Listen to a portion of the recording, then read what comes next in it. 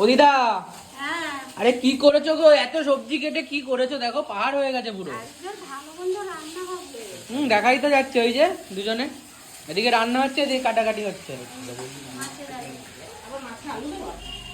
আচ্ছা, ভালো মন্দ রান্না হচ্ছে কেন? আজকে রে কেন রান্না হচ্ছে আমি বলতে পারছি না। মিথ্যা কথা বলো না, আমি দিদার থেকে অ্যান্সার চেয়েছি, তুমি বলো না কিন্তু। আজকে মার জন্মদিন। তোমার মেয়ের জন্মদিন? হ্যাঁ, এই যে এনার জন্মদিন আজকে, তাই এত রান্না হচ্ছে। আর এক দিদা চলে এসছে, সব দিদা আমার মা মিলে একদম রান্না বান্না করছে জমিয়ে। দুপুরে জমিয়ে খাওয়া হবে, তাই তো? পায়েসে দেবে।